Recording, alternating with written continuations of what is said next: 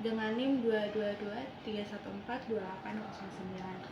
Kami akan membahas mengenai Activity Based Management. ABM atau Activity Based Management merupakan suatu metode pengelolaan aktivitas yang bertujuan untuk meningkatkan nilai atau value produk atau jasa untuk konsumen, meningkatkan daya saing, dan meningkatkan profitabilitas perusahaan.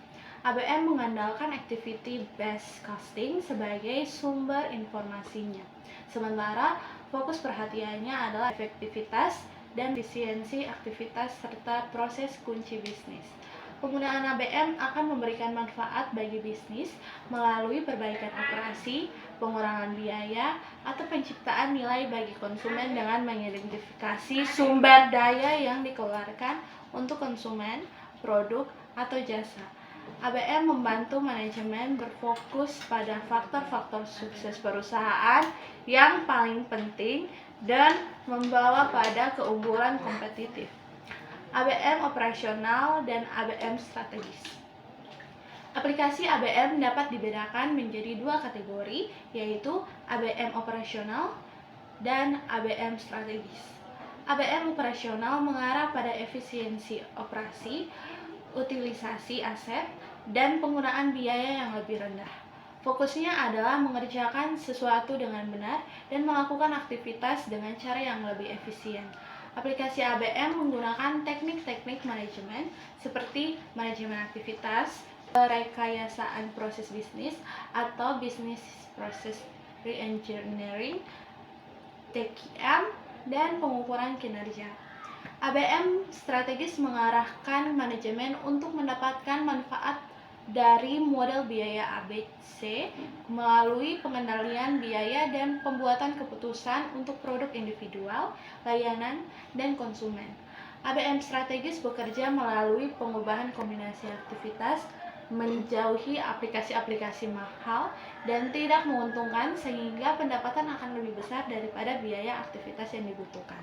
ABM strategis memberi petunjuk dalam hal berikut ini. 1. Bauran produk dan penentuan harga. Yang kedua, hubungan dengan konsumen. Yang ketiga, hubungan dengan pemasok dan pemilihan pemasok. Yang keempat, pendesainan produk dan pengembangan produk. Activity Based Costing and Activity Based Management. ABC atau Activity Based Costing telah lama dikenal. ABC merupakan suatu teknik untuk memahami biaya dan membatasi biaya dalam produk untuk konsumen. ABC sering disebut sebagai teknik untuk meningkatkan profitabilitas perusahaan. Oleh karena itu, 1. Manajemen akan mendapatkan pemahaman mendalam mengenai proses bisnisnya dan perilaku biaya dalam proses analisis ABC. Yang kedua, manajemen akan mengaplikasikan pandangan yang diperoleh selama menjalankan proses mendapatkan fakta dalam ABC. Hal tersebut bertujuan untuk meningkatkan kualitas pengambilan keputusannya. Aktivitas manajemen ini disebut sebagai Activity Based Management. ABC merupakan bagian ABM yang digunakan untuk hal-hal berikut ini. 1. Mendesain produk atau jasa untuk memenuhi bahkan melebihi keinginan konsumen dan mampu menghasilkan laba yang lebih besar. Yang kedua, memberi tanda untuk melanjutkan atau menghentikan perbaikan kualitas, kecepatan, dan efisiensi dalam yang berkelanjutan. 3. Mengarahkan penentuan bauran produk dan keputusan investasi. Yang keempat, memilih pemasok. Yang kelima, negosiasi produk, fitur, kualitas, dan layanan untuk konsumen. Yang keenam, memanfaatkan proses distribusi dan layanan pada konsumen sasaran secara efisiensi dan efektif. Yang ketujuh, meningkatkan nilai produk dan jasa perusahaan. Manajer harus menyadari bahwa ABC hanyalah sebuah metode perhitungan biaya sehingga ia dapat menggunakan ABC seperti yang telah disebutkan. ABC memberikan pandangannya terkait cara menghasilkan pendapatan tidak secara langsung. Oleh karena itu, manajer harus dapat memicu permintaan konsumen. Bagian pemasaran harus mengestimasi sebagai berbagai faktor seperti harga, fungsional, fitur-fitur dan kenyamanan yang dapat menciptakan permintaan produk dan jasa perusahaan.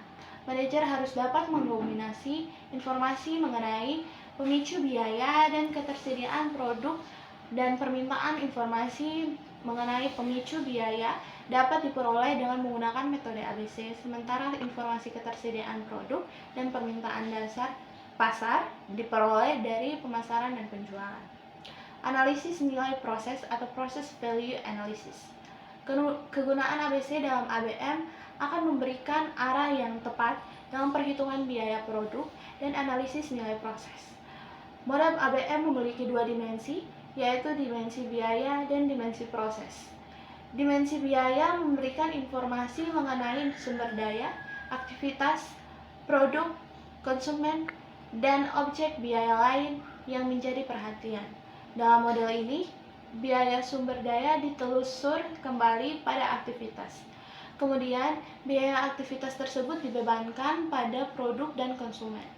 Dimensi proses memberi informasi tentang aktivitas yang dikerjakan, tujuan dilakukannya aktivitas, dan seberapa baik aktivitas itu dilakukan.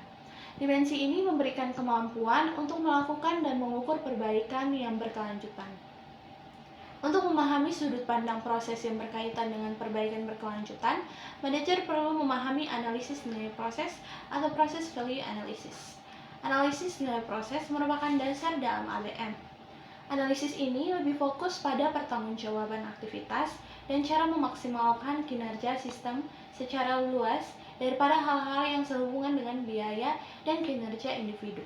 Analisis nilai proses membantu mewujudkan ABM menjadi basis operasional. Kenalkan, nama saya Andriani Jawel dengan NIM 22231428815. Saya sebagai pemateri kedua, saya akan menjelaskan tentang analisis pemicu, mencari akar penyebab.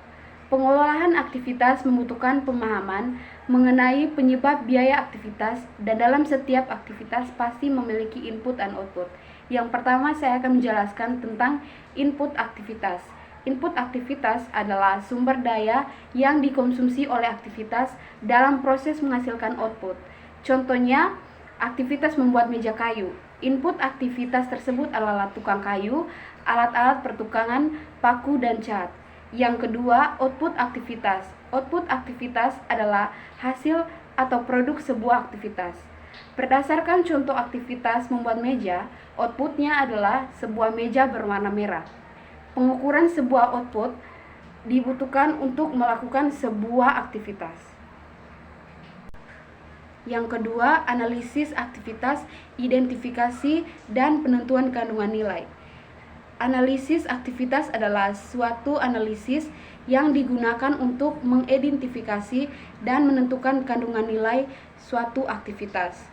Contoh aktivitas dibutuhkan untuk menjaga kelangsungan usaha adalah pemeliharaan bangunan, keamanan pabrik, dan pemeliharaan aturan-aturan pemerintah. Yang ketiga, yang berikutnya, aktivitas tambah dan tidak bernilai tambah. Penghilangan aktivitas yang tidak memberi nilai atau sedikit memberi nilai bagi konsumsi sumber daya perusahaan pun menjadi lebih fokus pada aktivitas yang meningkatkan kepuasan konsumen. Aktivitas bernilai tambah adalah aktivitas yang dapat meningkatkan nilai produk atau jasa untuk konsumen. Contoh aktivitas bernilai tambah memotongkan kain pada saat membuat baju, memasangkan paku pada saat membuat rangka atap. Yang berikutnya, aktivitas tidak bernilai tambah, yaitu suatu aktivitas yang mengonsumsi waktu, sumber daya, atau tempat, tetapi hanya memberikan sedikit nilai tambah bagi kepuasan konsumen, atau bahkan sama sekali tidak memberi nilai tambah. Aktivitas tidak bernilai tambah adalah aktivitas yang memiliki ciri-ciri seperti berikut. Yang pertama, dapat dihilangkan tanpa mengaruhi bentuk, kenyamanan, atau fungsi produk atau jasa. Yang kedua, menimbulkan pemborosan dan hanya memberikan sedikit nilai tambah bagi produk atau jasa. Perkenalkan, nama saya Clarisita Aguilera Edi dengan NIM 223142820 sebagai pemateri ketiga. Saya akan menjelaskan materi mengenai strategi pengurangan biaya. Dalam dunia kerja, perusahaan memerlukan strategi pengurangan biaya untuk bisa bersaing secara kompetitif, untuk menghasilkan produk dengan jumlah yang banyak, sesuai keinginan konsumen, dan dengan harga jual yang rendah, tapi pula masuk akal. Maka dari itu, perusahaan menggunakan metode biaya, yaitu metode biaya Kaizen. Kaizen sendiri diambil dari istilah Jepang yang berarti pengurangan biaya. Ada 6 karakteristik utama dari metode Kaizen. Yang pertama, fokus utama Kaizen adalah untuk menginformasikan kepada manajemen untuk melakukan pengurangan biaya dan bukan pada akurasi perhitungan biaya produk. Yang kedua adalah upaya dalam melakukan pengurangan biaya merupakan tanggung jawab tim yang dibentuk, bukan individu. Yang ketiga adalah informasi mengenai data perhitungan, frekuensi, bahkan batch per batch itu ditentukan oleh lini terdepan dan bukan hanya ditugaskan oleh tim akuntansi. Yang keempat, informasi biaya yang dipergunakan oleh tim bersifat khusus sesuai dengan kebutuhan dan lingkup produksinya. Yang kelima, standar biaya selalu disesuaikan. Dan yang keenam, tim kerja bertanggung jawab untuk menghasilkan ide-ide pengurangan biaya. Ada 4 analisis yang digunakan untuk aktivitas untuk melakukan pengurangan biaya. Yang pertama, penghapusan aktivitas. Yang kedua, pemilihan aktivitas. Yang ketiga, pengurangan aktivitas. Dan keempat, pembagian aktivitas. Tujuan Kaizen seharusnya adalah perbaikan proses-proses penting secara konstan sehingga biaya dapat dikurangi secara bertahap, termasuk lini produksi yang sudah matang. Berikutnya adalah pengukuran kinerja aktivitas. Pengukuran kinerja aktivitas berupa pengukuran keuangan dan non-keuangan. Pengukuran ini didesain untuk menentukan sebaik apa sebuah aktivitas yang dilakukan dan bagaimana hasil yang dicapai. Pengukuran kinerja aktivitas berpusat pada 3 dimensi, yaitu efisiensi, kualitas, dan waktu. Contoh ukuran keuangan efisiensi aktivitas adalah laporan biaya aktivitas bernilai tambah dan tidak bernilai tambah, laporan tren aktivitas, pengesetan standar Kaizen, benchmarking, activity flexible budgeting, serta penentuan biaya siklus hidup. Perkenalkan, nama lengkap saya Apriliana Ivanda Bunga dengan NIM 223142816. Saya pemateri 4 akan menjelaskan tentang laporan tren dan benchmarking. Laporan tren adalah suatu metode analisis yang digunakan untuk memperkirakan arah pergerakan data dalam perusahaan di masa depan. Berikutnya saya akan menjelaskan peraga 7.4 di samping. Laporan tren pada peraga 7.4 menunjukkan bahwa pengurangan biaya telah terjadi seperti yang diharapkan. Lebih dari sepertiga biaya tidak bernilai tanpa berhasil dikurangi. Masih tersedia banyak ruang untuk melakukan perbaikan aktivitas yang telah dilakukan sebelumnya. Melaporkan biaya tidak bernilai tambah tidak hanya mengungkapkan pengurangan biaya yang telah dilakukan, tetapi juga memberikan informasi bagi manajer terkait potensi pengurangan biaya yang masih dapat dilakukan. Yang berikutnya tentang benchmarking. Benchmarking adalah suatu metode analisis yang dilakukan dengan cara melakukan perbandingan suatu ukuran unit-unit yang berbeda dalam organisasi yang melakukan aktivitas yang sama. Dalam benchmarking digunakan praktik terbaik sebagai standar evaluasi kinerja. Unit dengan kinerja tersebut digunakan sebagai standar bagi unit lain. Tujuan dari pendekatan benchmarking adalah menjadi yang terbaik dalam melakukan aktivitas dan proses. Idealnya, perbandingan ini dalam benchmarking dilakukan dengan para pesaing atau industri lain. Perkenalkan, nama saya Febrian Gusnali Ramatari dengan NIM 2223142824. Saya sebagai pemateri kelima dengan materi penganggaran fleksibel aktivitas. Dalam pendekatan tradisional, aktivitas disusun menurut asumsi bahwa semua biaya hanya disebabkan oleh satu pemicu biaya. Semua formulasi perhitungan biaya untuk setiap unsur biaya adalah hasil fungsi dari tenaga kerja langsung yang dilakukan untuk memprediksi besaran biaya berapapun banyaknya aktivitas. Dalam penganggaran fleksibel aktivitas, anggaran disusun menggunakan lebih dari satu pemicu agar penyajinya sederhana dan mudah dipahami. Disusun berkelompok menurut kesamaan aktivitas. Selanjutnya saya akan menjelaskan pada paragraf 7.7. Terdapat perbandingan antara biaya pada aktivitas dianggarkan dengan biaya yang sesungguhnya terjadi. Terdapat unsur anggaran yang sesuai dengan target, tetapi beberapa unsur anggaran yang lain tidak dapat sesuai dengan target. Selain membandingkan antara total biaya dianggarkan dengan total biaya sesungguhnya pada tingkat aktivitas, sesungguhnya setiap aktivitas juga dapat dilakukan perbandingan biaya tetap aktivitas sesungguhnya dengan biaya tetap dianggarkan serta biaya variabel aktivitas sesungguhnya dengan biaya variabel aktivitas dianggarkan. Agar lebih informatif dan dapat memberikan gambaran yang lebih jelas, analisis komponen biaya tetap dapat dipecahkan menjadi dua, yaitu analisis selisih pengeluaran dan selisih volume, serta selisih kapasitas tak terpakai. Analisis tersebut dapat dilihat pada aktivitas penerimaan. Selanjutnya saya akan menjelaskan paragraf 7.8. Selisih volume mengukur jumlah perbaikan yang mungkin dilakukan melalui analisis dan pengelolaan aktivitas. Beberapa aktivitas diperoleh dalam ukuran blok, seperti penerimaan dalam kurung orang yang menerima barang yang dibeli. Nama saya Francisco Joseph Geralogia dengan NIM 2223142825.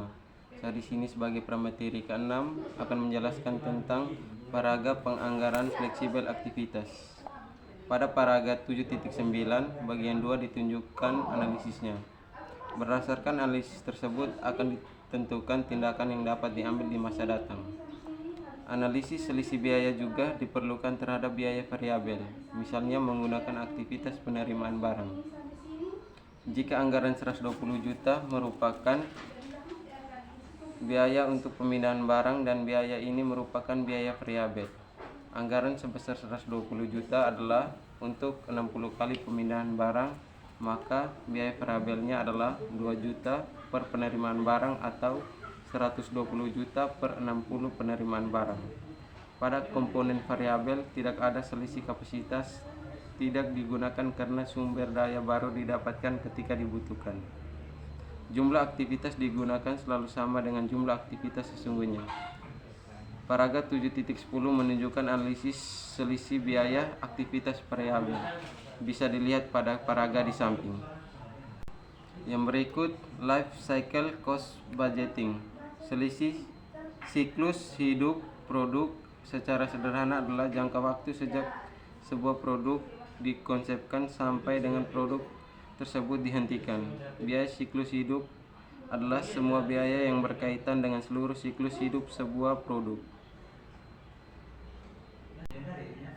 Biaya terkait untuk produk pada siklus hidup produk sebagian besar terjadi pada tahapan pengembangan, kemudian pertambahannya mulai berkurang pada saat memasuki tahap produk dan mendekati rata-rata atau pertambahannya kecil sekali pada tahapan logistik. Bisa dilihat ditunjukkan pada paragraf 7.11. Terlihat pada paragraf 7.11, kurang lebih 90% dari biaya produk terjadi pada tahapan pengembangan sehingga masuk akal jika manajemen memusatkan usahanya untuk mengurangi biaya produk pada tahapan ini. Biaya target adalah selisih antara harga jual produk untuk mendapatkan pasangan pasar yang diinginkan dengan laba per unit yang diinginkan. Inti penentuan biaya target adalah silogisme sederhana sebagai berikut. Yang pertama, biarkan pasar yang menentukan harga jual produk masa depan. Yang kedua, berdasarkan harga jual tersebut, tentu margin laba yang diinginkan perusahaan. Yang ketiga, sisa harga jual dikurangi margin laba adalah biaya target produk yang harus diproduksi. Biaya target merupakan salah satu tipe standar yang ingin dicapai, walaupun secara konseptual berbeda dengan tipe yang telah dibahas terlebih dahulu. Tetapi yang membedakan adalah motivasi yang mendasarinya. Perkenalkan, nama saya Rico Renando Rifando Hege dengan NIM 22231428842 sebagai pemateri ke-7, dan saya akan menjelaskan materi pengukuran non-keuangan kinerja aktivitas.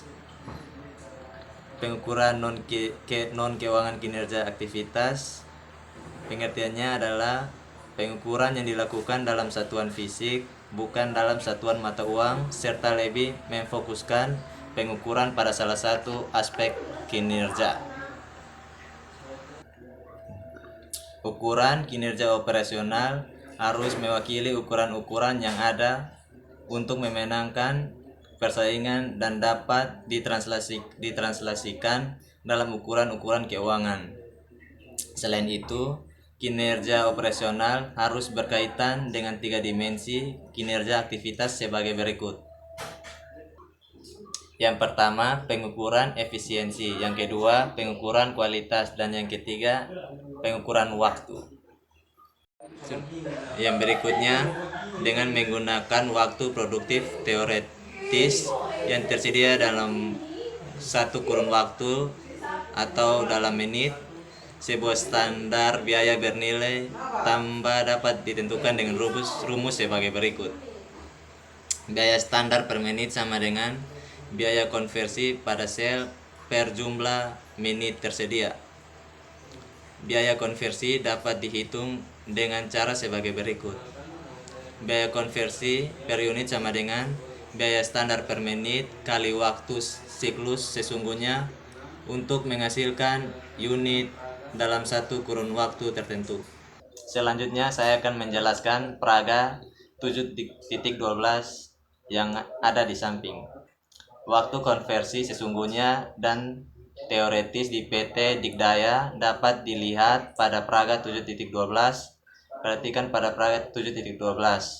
Biaya konversi per unit dapat dikurangi dari 20.000 menjadi 12.000 dengan cara mengurangi waktu siklus dari 10 menit per unit menjadi 6 menit per unit, atau meningkatkan kecepatan dari 6 unit per jam menjadi 10 unit per jam. Selanjutnya, waktu bernilai tambah adalah waktu yang dibutuhkan untuk mengubah bahan baku menjadi barang jadi.